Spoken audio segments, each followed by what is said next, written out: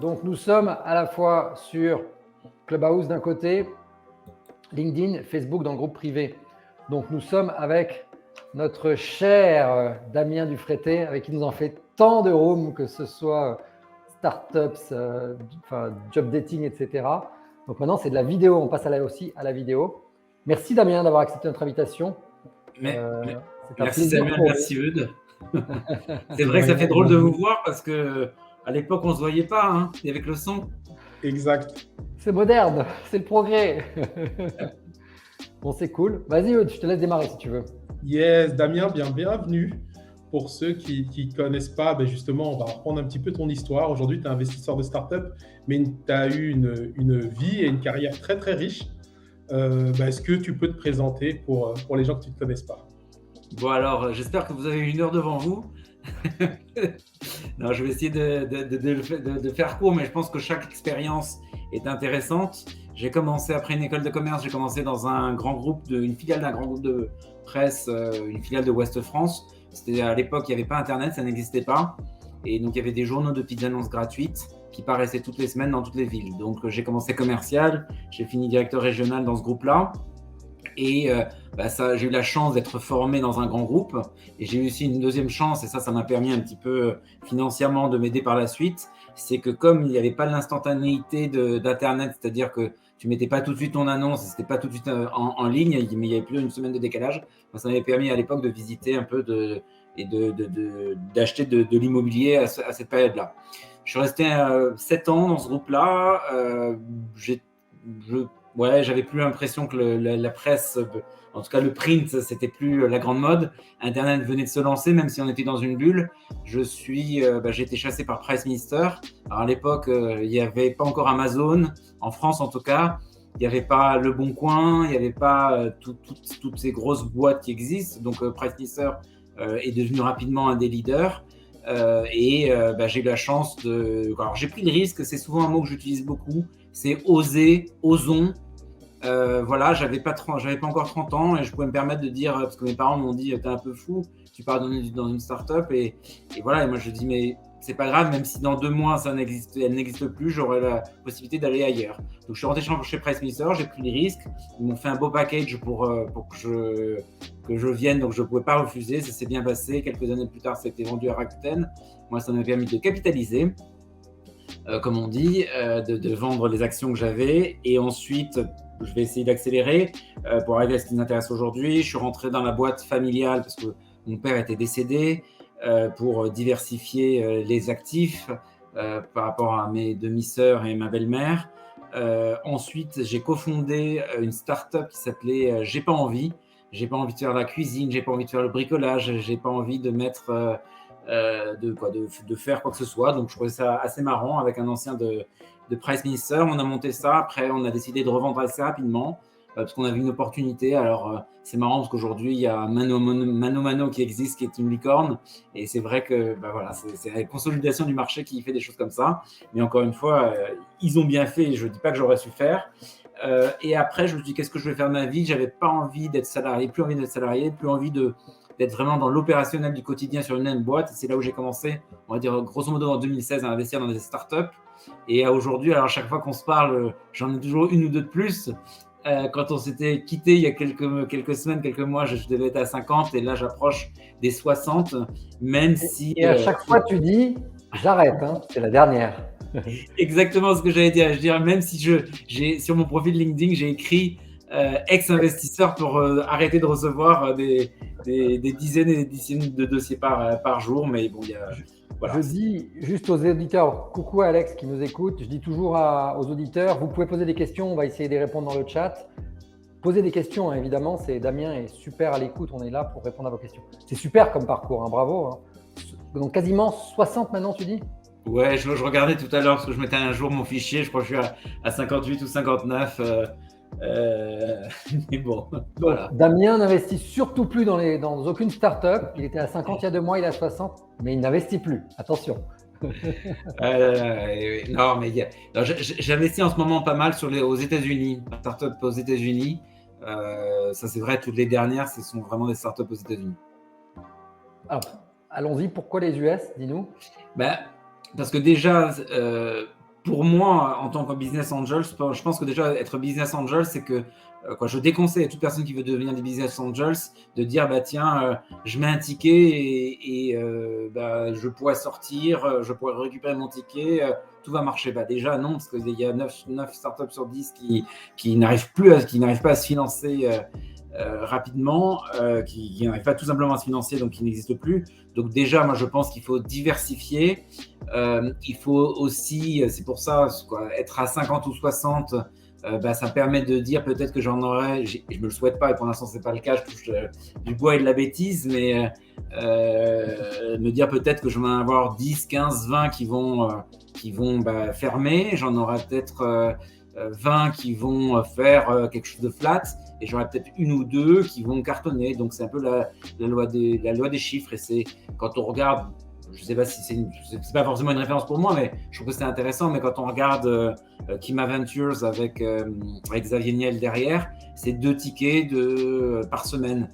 Donc parfois ils regardent rapidement, tu regardes rapidement les dossiers. Je vais pas dire ce qu'ils font, je suis pas à l'intérieur, mais j'imagine qu'ils peuvent pas regarder avec précision tous les dossiers. Donc c'est se dire je vais mettre 100 tickets par an. Mais dans les 100 tickets, j'en ai une qui va faire une licorne. Et d'ailleurs, je crois qu'ils sont dans Sora, dans des trucs comme ça. Donc, ça le prouve. Pourquoi les USA, voilà. Donc, pareil, je diversifie en devises aux USA. Et aux USA, alors, je trouve ça un peu dommage d'ailleurs, mais souvent, les multiples et les exits sont beaucoup plus impressionnants qu'en France. Donc, bon. Ok, merci. Voilà. Eudes, vas-y, tu voulais. Yes, merci Damien, c'était très très riche. Je voulais revenir un petit peu sur le début de ton histoire. Tu as parlé d'immobilier, tu as dit que tu t'étais laissé dans l'immobilier et finalement ce qu'on voit c'est que tu as toujours été très alerte sur l'investissement. Tu as toujours été capable de sécuriser des choses un petit peu. Comment tu t'es lancé dans l'investissement immobilier? C'était vraiment tout seul ou tu avais des membres de ta famille qui étaient déjà dedans? Ah non, pas du tout. Alors, c'est vrai que c'est votre domaine, l'immobilier. Donc, j'avais oublié que ça ferait tilt. En fait, on va surtout parler de l'immobilier sur les 10 dernières années. J'ai commencé par faire des club deals. Alors, je sais, vous êtes plus expert que moi. Je ne sais pas si c'est très fréquent en France, mais j'ai fait quelques club deals aux États-Unis. Et je trouvais que c'était bien, ça pouvait bien rapporter, mais finalement, c'est pas toi qui prends forcément le maximum de plus-value. Donc, j'ai fini par investir, moi, en tant que personne, à 100% pour faire du revenu locatif. Et j'ai aussi fait quelques coups en France sur des opportunités qu'on a, mais plus des coups familiaux, on va dire. D'accord, super, super. Et tu as fondé une startup, tu as dit, qui s'appelait J'ai pas envie. Ouais. Et ça, c'est une aventure qui a été juste après Pixmania, c'est ça? Price Minister. Qui a été après Price Minister, oui. Qui a été après Price Minister, après la boîte familiale. Et j'ai créé ça et c'était une très belle expérience. C'est très marrant, assez court, mais très, très marrant. Est-ce que tu te souviens, quand tu es rentré chez Price Minister, tu es arrivé à quelle position environ? Est-ce que tu étais le 20e employé? On était moins de 10. On était moins de 10. Ah oui, non, c'était tout petit. Aujourd'hui, je ne sais pas, ils sont 200 ou 300 ou 400. Et bon, dans le monde, c'est des milliers. Et non, c'était vraiment tout petit. Et c'était vraiment en pleine bulle d'Internet. Donc, c'était vraiment un pari risqué. Mais encore une fois, il faut oser. Et à 30 ans, on peut oser. Ce que je ne conseillerais pas peut-être à quelqu'un de 45 ans, 50 ans, où là, tu fais plus attention. Aujourd'hui, je ne le ferais peut-être pas. Aujourd'hui, j'ai 46 ans. Et voilà. Il y a Sophie qui pose la question, qu'est-ce que ça veut dire quoi les coûts familiaux quand tu parles de l'immobilier? En fait, sur des trucs qui étaient un peu trop gros pour moi. Alors déjà, pour le sourcing, j'ai eu une aide de plusieurs personnes dans la famille qui vendaient, en fait, j'ai des personnes dans la famille qui vendaient des biens immobiliers. Donc, on s'est mis à plusieurs, on a racheté, on a fait des travaux et on a revendu. Donc, ça a été des belles performances. Mais, te grouper, avoir la surface financière, que ce soit, ça peut être friends and family, en fait, des amis. Ouais, c'était ça, c'était exactement.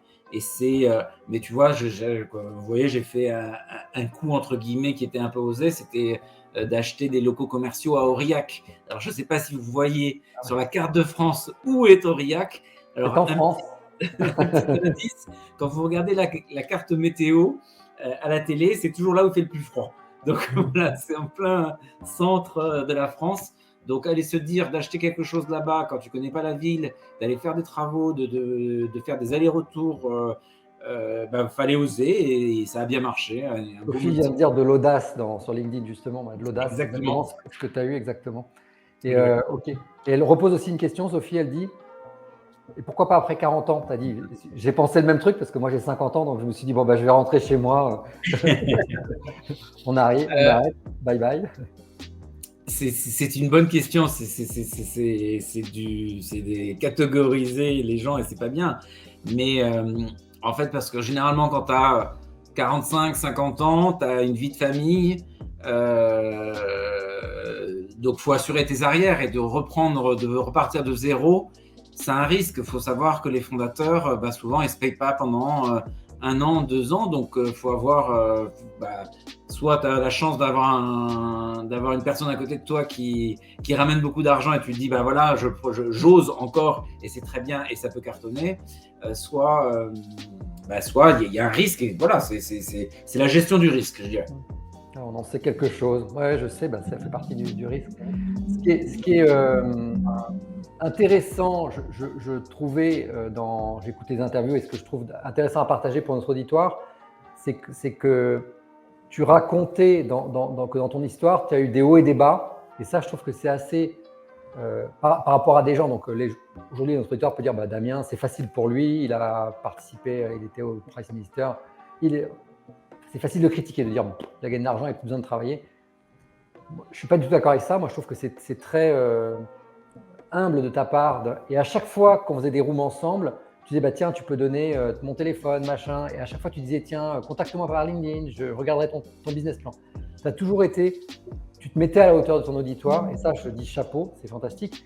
Et tu racontes tes hauts et tes bas. Dis-nous, donc tu as eu des moments, des retours de fortune, entre guillemets, tu as ramé, et c'est ça qui peut-être te donne la volonté de continuer à couvrir ce risque et à continuer d'aller voir des gens, de dire attention à ça. Ouais, alors c'est quoi, je dirais les plus gros coups que j'ai reçus, c'est plutôt à titre personnel. Donc mais c'est vrai que ça apporte, je sais pas, ça fait partie ça te fait peut-être vieillir un peu avant, mais ça te donne, voilà. Mais c'est vrai que pour moi, la bienveillance est vraiment importante. Donc, quand effectivement, j'ai vu, même si moi, j'ai pas participé à des boîtes qui se sont plantées, mais j'ai compris ce qu'ils avaient fait, les erreurs qu'ils ont fait. Voilà, c'est pour ça que j'essaie de partager l'expérience. Alors, Laure qui dit on ne repart pas de zéro, l'expérience, voilà, tu vois, je parle d'expérience. Donc, c'est le partage d'expérience. Et moi, ce que j'adore, tu vois, c'est de voir des petits jeunes, entre guillemets, de 20 ans ou 22 ans qui se lancent, voilà, qui vont faire 2-3 erreurs et le petit vieux de 46 ans qui va pouvoir leur dire mais fais attention, moi je te conseille plutôt de faire comme ci, comme ça, lever de l'argent, c'est pas toujours facile. Donc voilà, donc c'est vrai que aujourd'hui j'investis quasiment plus, mais c'est vrai que j'ai donné un coup de main à plusieurs dossiers, donc voilà, mais c'est sympathique. Après, ça demande beaucoup de boulot quand même, donc je suis limité. Damien, juste pour refaire une remise en contexte, parce que les gens, je crois, ne se rendent pas compte, quand tu rentres chez Price Minister parmi les 10 premiers employés, donc on parle des années 2000, et ce n'est pas du tout comme aujourd'hui. Aujourd'hui, à tous les coins de rue, on entend parler de start-up, mais dans les années 2000, c'était vraiment une élite, l'information ne circulait pas comme aujourd'hui, il n'y avait pas les podcasts comme aujourd'hui, je ne suis même pas sûr qu'il y avait YouTube. Je me souviens de Dailymotion, mais YouTube, je ne suis même pas sûr. En fait, la bulle Internet avait explosé aussi, Eudes. Attention. Hein? La bulle Internet avait explosé. Yes. Oui. C'était pas bon, les startups. Eh ben non, c'était pas bon. Et à l'époque, d'aller lever de l'argent, c'était hyper compliqué. Et ce qui est marrant, j'en parlais récemment avec Estelle, que je salue, qui est une super RP. et qui s'occupe de plusieurs de mes startups et qui s'occupait déjà de Price Minister à l'époque. Et on rigolait la dernière fois, on disait parce que à l'époque, tu levais 1 million d'euros, tu faisais la une des Échos. Aujourd'hui, si tu lèves pas 100 millions, en dessous de 50 millions, tu as 2 lignes. Tu vois, c'est la folie aujourd'hui. Ouais, complètement.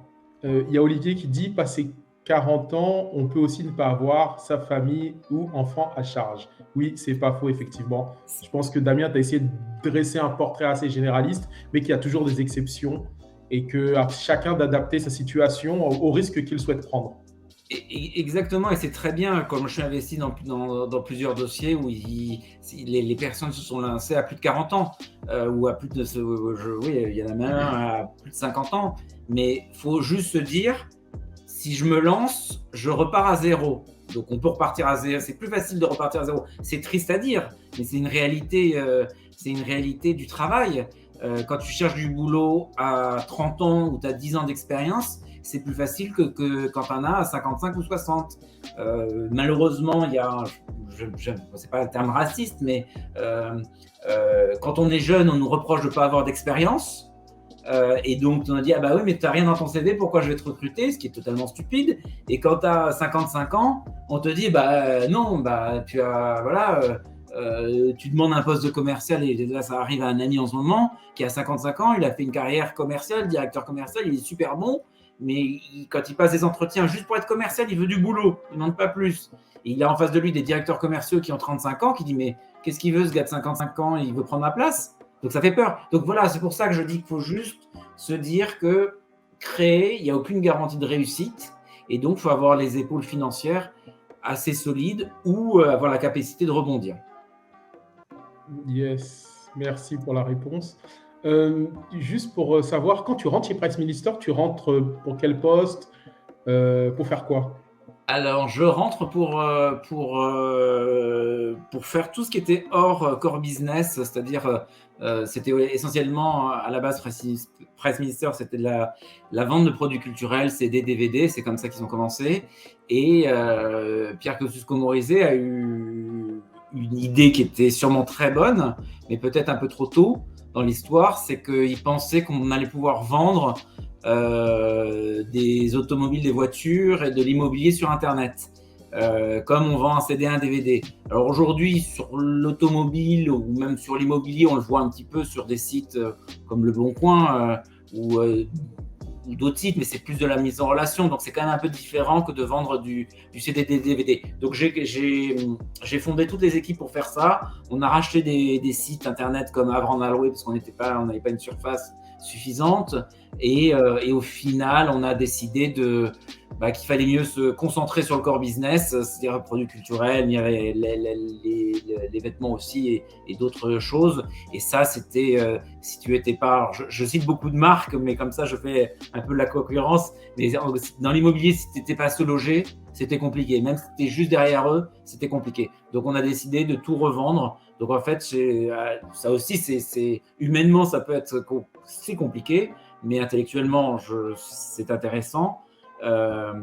C'est toujours un peu délicat ce que je veux dire là, mais j'ai détricoté ce que j'avais tricoté. Et donc, parce que souvent, quand tu revends une boîte, on te dit OK, mais on ne veut pas les salariés. Donc, j'ai dû aussi me séparer de toutes les équipes que j'avais, une bonne partie des équipes que j'ai recrutées. Donc, c'est une partie qui est difficile, mais je suis très heureux de voir dans des posts, des commentaires des anciens, des anciennes personnes que j'avais recrutées et que j'ai virées me solliciter en disant en me disant c'est super, bravo. Donc voilà. Donc finalement, c'est que j'ai pas du tout mal faire les choses. Exactement. Alors, on a Sophia qui est passée et qui a dit qu'en 2000, on ne parlait pas autant d'entrepreneuriat et qu'il n'y avait pas non plus le phénomène de reconversion professionnelle. Et tu as quelqu'un que tu connais, je crois que c'est Lionel, qui est passé te dire merci. Je crois que sa startup est Wimi. C'est Wimi, ouais.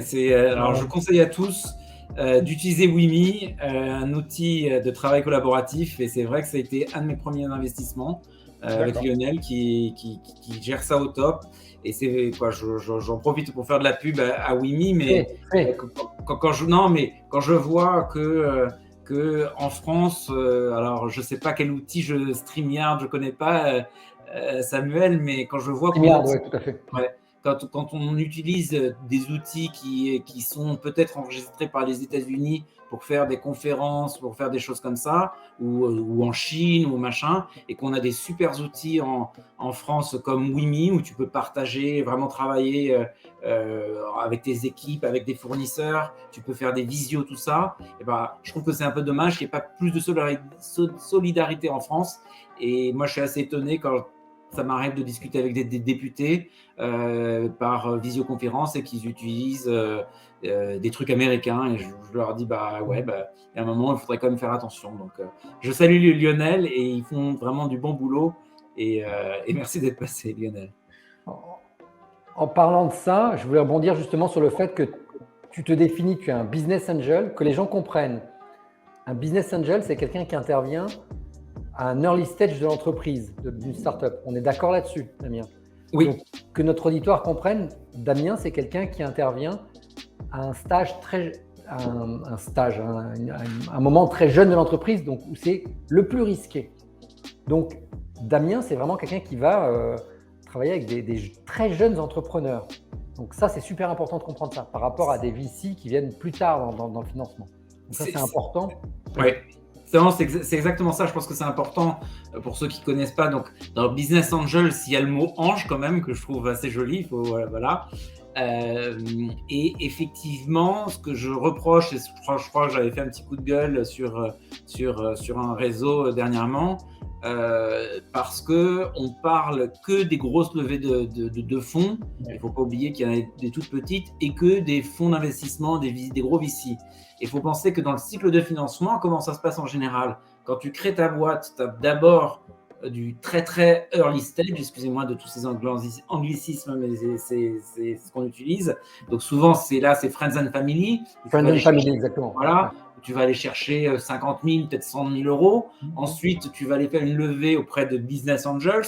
Généralement, c'est des levées, souvent, la plupart, c'est 400, 500 000 euros. Et après, une fois que tu as fait toutes tes preuves, toi, en tant que start-up, tu as les VC qui arrivent.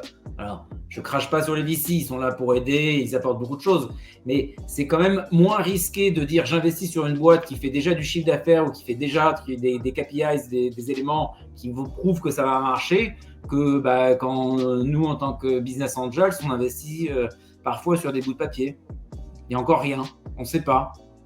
Rien. Donc justement, je voudrais rebondir là-dessus. Rien, c'est souvent à la tête du bonhomme. Est-ce que je peux dire ça? Est-ce que c'est vraiment sur un PowerPoint? Et est-ce que le fondateur, il a un pourquoi assez fort? Est-ce que c'est ça, tes critères notamment? Là, c'est souvent une question qu'on nous pose et qu'on me pose, c'est quels sont tes critères de sélection? Yes. Et c'est vrai que voilà, c'est vrai qu'il y a alors les équipes, souvent on dit les équipes, le projet, après chacun le met dans l'ordre qu'il veut, mais moi alors cette expression vient pas de moi, donc, mais je ne sais plus qui me l'a dit, mais je tiens à rendre à César ce qui appartient à César, et je trouvais ça très très bien dit, c'était de dire que un bon projet avec une mauvaise équipe, elle ira droit dans le mur. Une bonne équipe avec un mauvais projet, elle sera capable de faire le pivot à temps pour que ça devienne un bon projet. Donc, c'est pour ça que l'équipe, ça reste vraiment très important. Okay. Je ne sais pas si j'ai répondu à ta question. Yes. Oui. Top. Je voulais revenir sur le passage Price Minister. Alors, quelle année tu quittes Price Minister? Du coup, c'est au moment où c'est revendu à Rakuten? Exactement. 2010 ou 2011, quelque chose comme ça, 2010. D'accord. C'est toi qui décides de partir ou tu avais l'opportunité de rester et faire partie de la transformation? Non, c'est moi qui ai décidé de partir parce que, c'était une position sympathique de partir avec de l'argent, avec la revente. De toute façon, c'est important aussi, c'est tout ce qui est ce qu'on disait à l'époque stock option, mais aujourd'hui on parle plus de BSPCE. C'est qu'une fois que la boîte est revendue et que tu en as, tu es obligé de les revendre. C'est pas, est-ce qu'on te demande pas ce que tu veux vendre, c'est le bloc qui est tout revendu. Donc moi, j'ai capitalisé à ce moment-là, j'ai vendu ce que j'avais. Et après, c'est pour ça aussi que j'ai parlé un peu d'expérience familiale, mais au même moment, j'ai perdu mon père, et donc qui avait créé une petite boîte, mais qui marchait bien. Et il n'avait pas prévu de partir aussi rapidement, donc il avait fallu aller un peu mettre les mains dans le cambouis. Mais comme c'était pas du tout, c'était de la finance, la finance c'est pas ce que je préfère. J'ai préféré revendre la boîte à une autre banque. Et donc voilà, et donc je me suis occupé là aussi de diversifier en immobilier pour la famille sur des plus gros projets, sur d'autres choses. Mais c'est vrai que l'immobilier, ça reste, allez, je vais vous lancer des fleurs ou des perches, mais ça reste la base dans un patrimoine. Aujourd'hui, j'ai toujours pas mal d'immobilier et je trouve que c'est important. Aujourd'hui, moi, mes revenus, c'est ça aussi qui est important de dire, c'est que mes revenus aujourd'hui, j'en ai peu ou quasiment pas de mes startups. Je vais commencer à faire des exits cette année. Je pense que je vais en faire 3, donc je vais récupérer de l'argent. Mais sur des boîtes dans lesquelles tu investis il y a combien de temps, Damien? Là, ça va être mes premières boîtes. Ça va être il y en a une 2016, une 2018. Donc voilà, on sait qu'une boîte, généralement, le retour sur investissement, c'est 5-7 ans. Mais donc aujourd'hui, mes revenus pour bouffer, pour être très clair, c'est des revenus locatifs d'appartements que j'ai aux États-Unis, que j'ai en Asie et qui me permettent de vivre. Et aussi, tout à l'heure, tu disais quelque chose que je ne sais pas, parce que certaines personnes à une époque m'avaient dit « Mais Damien, tu ne travailles plus, tu as la belle vie, etc. » Donc, je travaille comme un taré. C'est pour ça que j'insistais là-dessus. Voilà, c'est 7 jours sur 7,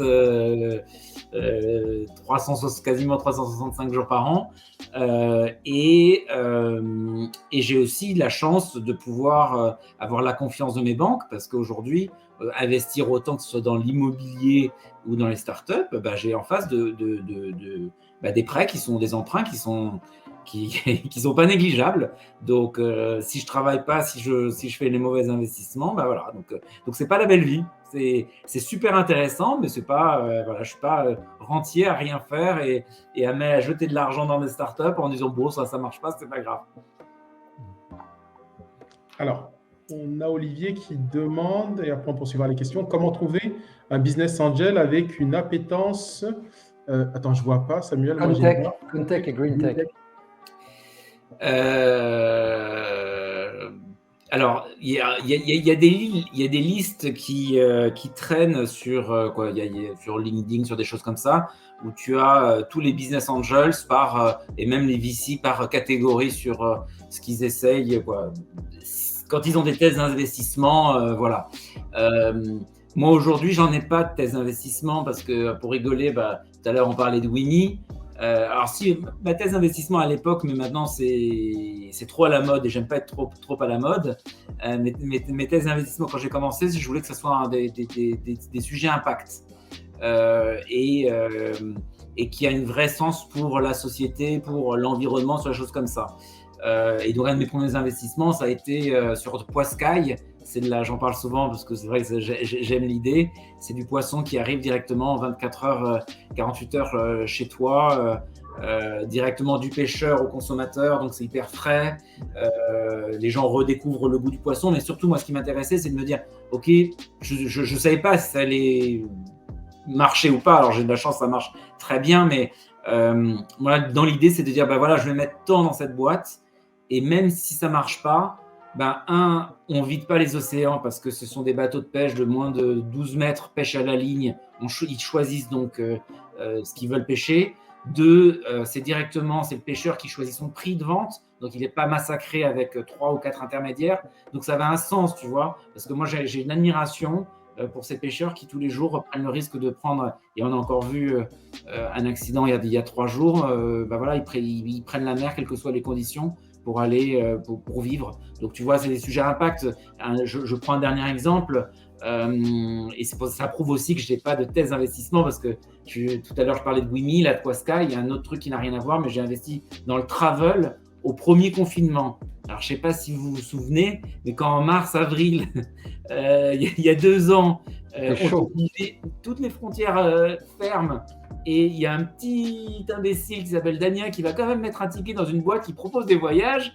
Voilà, bon. Mais moi, ce qui m'intéressait dans cette boîte qui s'appelle Moby Travel, c'est que c'est du travel, c'est du voyage pour les personnes à mobilité réduite. Il faut savoir qu'aujourd'hui, quelqu'un qui est en chaise roulante, eh ben, il a du mal à trouver des voyages qui lui correspondent parce que c'est des moulinettes et des ordinateurs qui estiment que oui, c'est possible d'avoir un accès handicapé, alors que ce n'est pas du tout le cas et qu'il faut qu'il y ait des gens derrière qui aillent vérifier. Donc voilà, donc il n'y a pas de thèse. Donc pour répondre à la question, comment trouver un BA avec une appétence green tech, il faut taper large et aller essayer de chercher sur les réseaux sociaux. Voilà. Mais la green tech devient de plus en plus à la mode. Et, donc, je pense que tu vas trouver, Olivier. Merci, Damien. Merci d'avoir répondu, Damien. Damien, je noterais quand même, malgré le fait que tu travailles beaucoup, que tu as quand même une bonne étoile au-dessus de ta tête, parce que tu as travaillé chez Price Minister revendu, J'ai pas envie revendu, la boîte de ton papa revendue.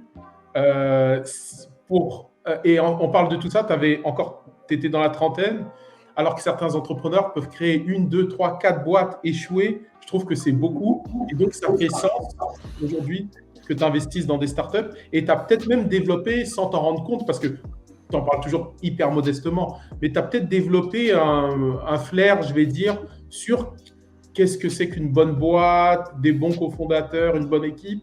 Et peut-être que tu arrives à le transmettre finalement. Alors j'essaye. Juste un point par rapport à ce que tu disais avant. Pour moi, l'échec n'est pas du tout négatif. Donc tu vois, quand tu dis que voilà, des startups, ils vont se planter, il y en a un qui vont se planter, ils vont recréer. Et moi, j'encourage tout le monde à créer, à tenter sa chance. Et même si ça marche pas, c'est pas grave.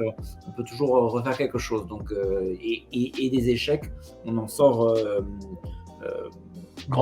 Donc voilà, donc moi ça pose pas de problème. Après, c'est vrai que à mon âge, j'ai l'impression à chaque fois que je me traite de vieillard, mais c'est vrai que j'ai vu pas mal de choses, j'ai vu pas mal d'erreurs. Et là encore récemment, sur des startups, j'ai vu quelques erreurs. Alors parfois je leur dis, je leur dis pas en disant bon et voilà, ils vont apprendre, donc voilà, parfois je leur dis et on m'écoute pas, et 3 mois après ou 6 mois après on revient en disant Damien, tu nous l'avais dit, on a fait l'erreur. Donc c'est vrai, non. Et ayant vu pas mal de startups, ayant eu plusieurs vies en tant que salarié, en tant que chef d'entreprise, de fondateur et maintenant d'investisseur dans plein de domaines, c'est vrai que j'ai peut-être parfois des idées qui sont pas totalement idiotes. Si on revient sur ton rôle du coup de business angel, pour bien savoir, au-delà du ticket que tu vas mettre dans une jeune pousse, comment tu les accompagnes? Est-ce qu'elles ont une consultation avec toi, une office hour, 1 heure par semaine? Est-ce que tu leur offres un réseau? Voilà. Est-ce que tu peux parler un petit peu de cet apport pour les entrepreneurs qui nous écoutent? Alors, je pense que c'est un ensemble et après, chaque cas est différent. Si on reparle de Wimi, aujourd'hui, Wimi, c'est une boîte, les chiffres sont confidentiels, mais c'est déjà une belle PME. Donc, ils n'ont plus besoin d'appeler, ou ça m'est arrivé, Lionel m'a appelé il y a quelques mois pour avoir un avis. Donc voilà, donc là, ça va être vraiment informel. Et il y a d'autres boîtes que je nommerai pas qui sont beaucoup plus grosses, et quelques licornes. C'est vrai qu'ils n'appellent pas forcément en priorité Damien, et je les comprends tout à fait. Après, comme j'investis en early stage principalement, là, effectivement, il y aura un besoin. Donc moi, généralement, je demande d'avoir, en tout cas au début, une place au board, parce que ça m'intéresse. Et après, c'est à la carte. Donc, il y a certains que je vais avoir toutes les semaines, certains c'est tous les jours, et d'autres, ça va être une fois par mois. Donc, vraiment, voilà. Après, les gens ont l'habitude, ils savent un peu là où j'aurai les meilleurs conseils. Donc voilà, mon téléphone est ouvert. C'est pour ça que je dis 7 jours sur 7, parce que voilà, c'est que certains, la semaine, ils n'ont pas le temps, donc ils m'appellent le week-end, ou on fait des calls le week-end. Après aussi, il y a le décalage horaire qui est assez fatigant, entre guillemets. Mais bon, c'est vrai que quand tu penses tu finis le dîner à 21h, tu penses que ta journée est finie. Ben non, parce qu'à Los Angeles, elle commence, la journée. Donc, tu commences à recevoir les mails USA. D'accord. Aujourd'hui, quand une startup se lance, qu'est-ce que tu pourrais conseiller comme première étape avant d'approcher un business angel? Qu'est-ce qu'il faudrait avoir mis en place? Quelles sont les bonnes pratiques pour toi avant de se dire, OK, là, je suis à ce stade-là, je peux aller approcher quelqu'un peut-être pour un premier ticket? C'est super intéressant comme question et ça me fait rigoler parce que j'interviewe pas mal de start-upers et de fonds d'investissement sur une plateforme qui s'appelle Feedback. Et c'est souvent la question que je pose, donc je n'ai pas l'habitude qu'on me la pose. Quel conseil je donnerais pour aller une levée de fonds avant d'aller chercher de l'argent? C'est de bien maîtriser son idée et de bien maîtriser ses chiffres. Et c'est marrant parce que j'en discutais, j'ai interviewé récemment justement Lucas de Moby Travel dont je parlais tout à l'heure. Lucas, il a 24 ans aujourd'hui, il a créé sa boîte à 18 ans. Et c'était sa réponse, c'est de dire voilà, si j'avais pas eu déjà, même si c'était qu'une idée, mais un PowerPoint qui était sérieux et des chiffres qui étaient cohérents, les gens m'auraient pas fait confiance. Et moi, quand je vois et je vois régulièrement des levées de fonds, des gens qui cherchent de l'argent et que quand on investit très au début comme moi, souvent on se dit que de regarder le fichier Excel qu'on nous envoie, le business plan, on se dit tu changes une virgule, ça change tout. Donc moi je ne vais pas creuser là-dessus, c'est plutôt l'idée qui va et les équipes qui vont m'intéresser. Mais je vais quand même regarder des choses au hasard dans un fichier Excel. Et notamment quand je vois, et ça m'est arrivé récemment, quand je vois que dans un fichier Excel, il y a une erreur de calcul et ils oublient de mettre les salaires. Je me dis, ça commence mal, tu vois, quand il manque des trucs comme ça. Ou ça m'est aussi arrivé sur les salaires, parce que c'est souvent ce que je regarde. Pour moi, c'est important. Un cofondateur, il va donner un pourcentage de son capital, et c'est souvent, au début, il va donner entre 15 et 20%. Donc, en échange d'argent, il donne du capital, mais il reste largement majoritaire chez lui. Moi, je suis très étonné quand je vois des business plans, des gens qui se disent « Ok, je sais pas, je vais lever 300 000 euros. » Je prends des extrêmes, hein, mais voilà. Je vais lever 300 000 euros et je me paye 30 000 euros par mois. Moi, je ne donne pas l'argent pour qu'il se paye. Moi, au contraire, il doit pour moi ne pas se payer parce qu'il garde du capital. Et c'est ça, c'est son capital, c'est les 80% qu'il va garder qui feront le succès par la suite. Donc voilà, c'est une petite chose que je vais regarder. Voilà, donc de bien maîtriser ses chiffres pour répondre à ta question et de bien maîtriser aussi son marché. Petit point technique, on a des personnes LinkedIn user, Facebook user, il faut vous cliquer sur le lien autoriser StreamYard à publier votre nom parce que du coup on ne voit pas vos noms. Donc j'ai 2 commentaires Facebook et LinkedIn. Merci Damien et super question. Voilà, et alors moi j'ai reçu un message en disant qu'il y avait le son mais pas la vidéo, donc je sais pas si c'est une astuce pour avoir les. Non, il y a tout. Je sais pas, il y a une personne qui arrive. Regarde sur les 2 plateformes. Ah, oui. Ok. Donc voilà, donc non, c'est super intéressant. On voit tellement de personnes différentes et c'est pas si je sais pas si ça se voit, mais je suis passionné de ce que je fais. Ça se voit. Alors je suis aussi collectionneur de street art, donc il y a quelques. Voilà. Derrière toi, c'est ça? Exactement. Ouais, derrière moi, partout autour de moi. Voilà. Ouais, tu as toujours des tableaux autour de toi sur tes interviews, j'ai remarqué. C'est assez marquant. Mais c'est bien, tu as raison, c'est important. J'essaie de changer, mais le problème, c'est que celui-là derrière moi, j'arrive pas à le changer. Hein. Je vais l'enlever, mais une fois qu'on ne portera plus les masques, ça va pas tarder. Yes. Clairement. Damien, une question du coup par rapport à ce que tu nous as expliqué. Est-ce que quand tu vois une équipe, par exemple, de 2 ou 3 cofondateurs, la répartition du capital entre les 3, c'est un indicateur pour toi? Parce que j'ai déjà entendu que, par exemple, certains investisseurs regardent ça. S'ils sont 3 et qu'il y en a un qui a 80%, par exemple, et que les 2 autres se partagent 10% ou 20%, c'est peut-être un indicateur de l'état d'esprit, du mindset, un peu de ces choses-là. Est-ce que toi, ça peut t'alarmer?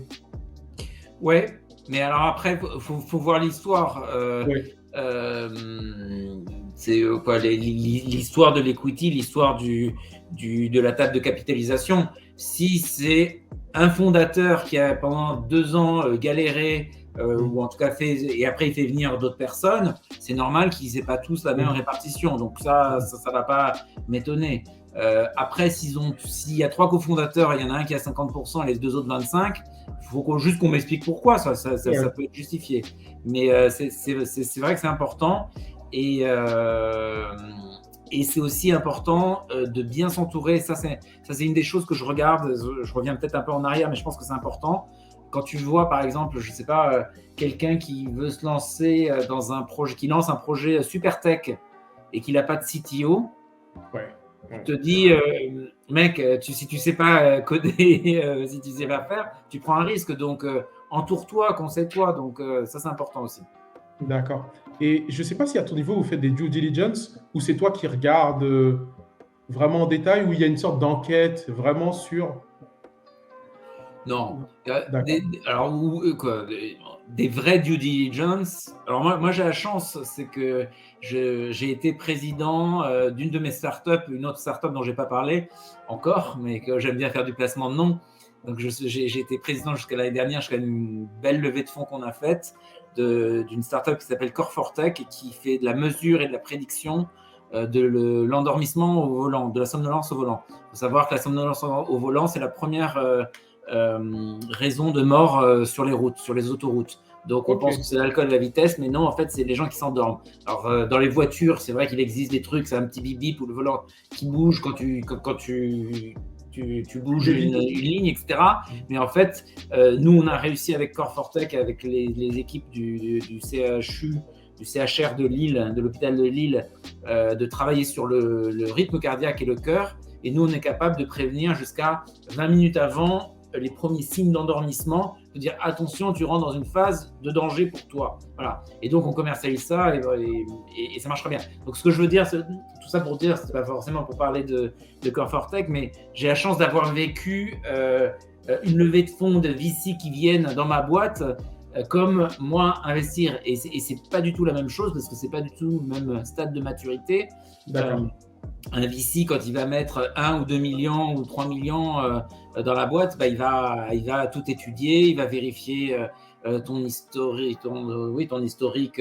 Mais parce que c'est pas son argent, Damien. C'est vrai aussi. C'est ton argent, donc tu vas être beaucoup plus rapide à juger. Est-ce que je suis prêt à jouer ou à pas jouer? Le VC, c'est pas son pognon, il l'a emprunté auprès d'autres. C'est vrai, mais après, il y a aussi une culture. Quand tu parles à des chefs d'entreprise qui sont logiques dans leur état d'esprit, qui ont l'habitude de dire, voilà, une boîte, ça doit gagner de l'argent, et quand ça gagne de l'argent, ça peut valoir de l'argent. Aujourd'hui, tout le monde lève en perdant de l'argent. Au bout de combien d'années, Amazon a gagné de l'argent? Tu vois, ça a mis des dizaines d'années. Tesla aujourd'hui. Tesla, voilà. c'est pareil. Ouais, voilà. Exactement. Donc, c'est un autre état d'esprit. Donc, ça aussi, c'est important de le comprendre. Et je vois des proches autour de moi qui disent mais ok, t'as investi dans une boîte qui perd 1 million d'euros, mais t'es fou, ça gagne pas d'argent, donc tu vas jamais gagner. Oui, non, faut pas le voir de cette façon-là. Alors après, tu as raison, comme c'est mon argent, et pour aller dans ce sens-là, c'est que plusieurs fois, des personnes m'ont proposé de lancer un fonds ensemble, de faire un fonds d'investissement. Surtout, je touche encore une fois du bois et de la bêtise, mais maintenant, au bout de 6 ans d'investissement, sur plus de 50 investissements, avoir zéro perte, je pense que c'est assez rare. Donc, je pense qu'il y a des gens qui se disent « Ah bah tiens, Damien a peut-être, comme tu disais, tout à l'heure, un peu de flair, autant aller avec lui. » Mais moi, je veux pas parce que je veux pas avoir à rendre des comptes à des gens. C'est mon argent ou l'argent de ma banque, pardon, mais je ne rends pas des comptes à ma banque, mais c'est aussi quand même un peu mon argent. Je le fais seul et je veux rester seul et je ne veux pas avoir Ouais, c'est le titre de l'interview, investisseur engagé. Donc tu t'engages, tu mets toi, ton risque et tu… Attends, une question, revenons sur Core4Tech. Ouais. Tu as, si tu veux partager, c'est une boîte dans laquelle tu as mis combien à la base? Tu es encore actionnaire de Core4Tech? Je suis encore actionnaire, ouais. Donc, ils ont fait une levée de fonds de 3,5 millions, c'est ça, j'ai vu. Ouais. Combien t'as mis et à combien tu aurais pu sortir si tu voulais sortir et demain pour un exemple que les gens sachent le risque de perte et le risque de gagner derrière. Si tu veux partager, Damien. Ouais, non, il y a des choses que je peux pas partager en termes de chiffres parce qu'il y a des confidentialités. Sur une boîte, par exemple. Ouais, mais en tout cas, c'est Core4Tech, c'est la boîte dans laquelle j'ai le plus investi. Parce que généralement je remets à chaque tour, donc c'est plus de 200 000 € que j'ai investi sur Core4Tech. Alors qu'il faut savoir, la moyenne, et je suis plutôt généralement dans la moyenne d'un business angel en France, c'est 25-30 000 € par ticket. Donc voilà, donc généralement je suis sur des tickets plus petits, et surtout au début je mettais plutôt des gros tickets, jusqu'au moment où je me dis mais Damien, fais quand même gaffe, diversifie-toi, donc mets plutôt des plus petits tickets. T'es pas encore Xavier Niel, ou tu le seras jamais, donc voilà, donc vaut mieux mettre des tickets de 20-25 000 € et voilà, et prendre moins de risques. Mais bon, Core4Tech en ce moment ça cartonne. On était dans un bon, on l'a pas forcément évoqué tout à l'heure, mais pour moi ce qui est vraiment important aussi c'est le momentum. Et là je vais en parler justement sur Core4Tech. J'espère qu'ils vont pas m'en vouloir, mais on a mis pas mal de temps on avait un produit, on avait fait le POC, c'est-à-dire la preuve qu'effectivement on était capable de mesurer l'endormissement avant, mais on nous parlait de voitures autonomes qui allaient arriver après-demain, donc les fonds d'investissement ont été très durs avec nous. On a mis du temps à trouver le bon fonds d'investissement, mais il y a eu aussi le bon moment. Le bon moment, c'est que notre ami de Tesla a dit la voiture autonome, finalement, c'est peut-être pas pour après-demain. Et les gens se sont dit, ah bon, tu nous dis depuis des années que c'est pour demain, et maintenant, parfois, il se contredit lui-même. Mais bon, la réalité, c'est que les voitures vraiment 100% autonomes, ce ne sera pas pour demain. Donc, il faudra toujours, et même si une voiture devient autonome, il faudra quand même surveiller le conducteur parce que s'il y a un moindre problème, il faut, voilà. Il y a ça, et il y a aussi le fait, et on n'y est pour rien, mais on a eu cette chance-là, que l'Europe décide d'imposer à partir de 2023 et 2024 des boîtes noires comme il y a dans les camions, dans tous les nouveaux véhicules. C'est-à-dire qu'il y a des boîtes noires qui vont surveiller différents éléments, mais dont la somnolence. Et donc, les constructeurs automobiles et les équipementiers automobiles se sont trouvés en disant dans 2 ans, on doit livrer des trucs, mais on n'a encore rien. On va où? Ouais. Ou les autres choses, ou ce qui existe, c'est pas fiable. Tu vois, on était dans le bon momentum, mais après, en 2 mois, on lève de l'argent, alors qu'on aurait pu peut-être couler. Ouais, donc tous les Valeo, les Bosch, etc. sont venus vous voir en disant attendez les cocos, on a besoin de ça nous intéresse. Réfléchissons ensemble, voilà. Donc voilà, donc sur une boîte comme ça peut. Je pense pas que ça pourrait tout à fait devenir une licorne, mais donc voilà, tu vois, j'ai beaucoup investi, j'ai eu la chance, bon momentum, ça marche bien, et j'espère qu'on va soit revendre. Je pense que c'est plutôt une start-up qui va aller vers une revente à des gens comme tu as cité ou des constructeurs que plutôt d'aller chercher, voilà. Donc investisseur engagé, c'est je m'engage, je ne mets pas forcément des grosses sommes, je vais voir, je flaire le marché et j'investis de mon temps. Toi, ce qui te caractérise, c'est que tu ne mets pas qu'une somme, puis ciao, bye bye, on revient chaque année voir. Tu t'investis personnellement dans les entreprises. C'est vraiment un truc qui est super important et caractéristique de Damien Dufretet. C'est toi, tu es vraiment comme ça. Merci. Je suis déjà suffisamment rouge, mais je vais encore rougir. Mais c'est vrai que je m'engage dans la boîte. Je m'engage sur les idées de la boîte. Et tu vois encore Core4Tech, comme je parlais de Poiscaille tout à l'heure, qui soutiennent les pêcheurs. Core4Tech, ça sauve des vies tous les jours. Grâce à justement de dire voilà, et quand on voit moi ça me touche quand on a le retour des utilisateurs qui se disent, et là récemment on a un camionneur qui nous a dit j'étais à 200 mètres de mon point d'arrivée, je me sentais un peu fatigué, mais j'avais eu une alerte Core4Tech en me disant qu'il valait mieux que je m'arrête il y a 15 minutes, mais j'étais tellement proche que je voulais pas m'arrêter. Et il est en pleurs, le gars, quand il parle. Il dit je me suis arrêté 200 mètres trop loin dans l'entrepôt. Voilà. Il aurait pu tuer des gens, il aurait pu se tuer. Donc, tu vois, voilà. Ça me touche. Et autre chose qui me touche, comme tout à l'heure, je parlais de, c'est pour ça, engager toujours pareil. Dans Moby Travel, quand je vois des gens qui disent, j'ai encore lu récemment quelqu'un qui disait, une cliente qui disait, ça fait 15 ans que je ne suis pas parti en vacances avec ma fille parce qu'elle est en fauteuil roulant. Grâce à Moby Travel, je peux repartir parce qu'au moins, je suis sûr que quand j'arrive, il y a effectivement un accès. Voilà. Et tout ça, ça me touche. Et ouais, voilà, j'aime entendre ces messages.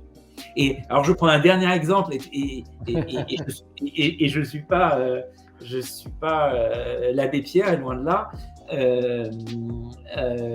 Mais tu vois, je prends une autre de mes startups qui s'appelle Nous. C'est de la lingerie, ça va vous intéresser, les mecs. Nous Lingerie, Nous Paris. Et ils font de super trucs, je vous le conseille vraiment. C'est très mignon. Voilà. Tu vois, bon, moi, je croyais vraiment en l'équipe. Ces deux nanas, elles sont géniales. Donc là, il y avait vraiment l'équipe. Le produit, je voyais que c'était joli. Mais ce que j'ai aimé aussi, le petit point différenciant, c'est que pour chaque commande que les gens passent, il y a un sous-vêtement, une culotte. Alors, ça peut paraître un peu couillon, mais une culotte qui est donnée à une association de femmes en détresse. On est là pour gagner de l'argent, mais pas que pour gagner de l'argent, et ça, j'aime. C'est bien ça. Alors, je vois les questions qui passent, mais je ne sais pas si tout le monde lève sans gagner de l'argent. Exact. D'où la prise de risque, effectivement. Ouais, c'est ça. Tu as soulevé une autre notion. Derrière engagé, je mettrais libre aussi, parce que le fait que tu ne souhaites pas monter de fond, alors que c'est une opportunité que tu refuses, une belle opportunité, c'est que tu as envie d'être libre. Donc, il y a cette notion de liberté, de pouvoir te lever le matin en assumant toi les décisions que tu prends sans avoir à rendre de compte. Et ça, c'est courageux parce que on est dans un monde quand même où parfois les gens courent après l'argent, courent après le succès. Il y a plein de gens à qui on proposerait de monter un fonds qui se précipiterait. Et toi, tu as le courage de refuser pour ta liberté. Donc, c'est top aussi. Et j'ai des nouveaux fonds qui viennent me demander des conseils, ça un peu marré. Oui, ben voilà. Mais ouais, non, mais je pense que c'est important, mais après, c'est une énorme chance. C'est la liberté. Je fais ça aussi pour la liberté. C'est que je peux. Alors, en ce moment, c'est un peu plus compliqué. En tout cas, ça a été plus compliqué ces 2 dernières années. Mais j'ai la chance, moi, il me faut un ordinateur, tu as un téléphone et je peux travailler de n'importe où dans le monde. Donc, c'est aussi une énorme chance que j'ai. Je confirme parce que des fois, on échange sur les rooms et tu dis « Ah ben non, je vais être à San Francisco ou je suis en Espagne ou je ne sais pas où. » Et voilà, on apprend comme ça. C'est exactement ça. C'est ce qu'on disait il y a quelques jours, Eudes. Effectivement, dans la semaine prochaine, je suis aux États-Unis, donc c'était plus simple de parler aujourd'hui. Merci Damien, c'était très riche. Merci pour ce partage, merci pour ce temps. Samuel? Non, c'est à toi la question. Ah d'accord. Alors, on a une dernière question pour toi, s'il te plaît. Est-ce que tu pourrais nous donner ta définition d'un entrepreneur? C'est dur, faut m'envoyer les questions avant pour que je les prépare. Volontairement, comme ça, c'est à chaud. Définition d'un entrepreneur. Naturellement comme ça, je dirais que quelqu'un qui aime prendre des risques. Quoi, qui est prêt à prendre des risques. D'accord. Parce que c'est toujours facile de taper sur les gens. Tu vois, quand on voit que les gens... j'arrête pas de parler de... Non, je vais parler d'un autre, Simon.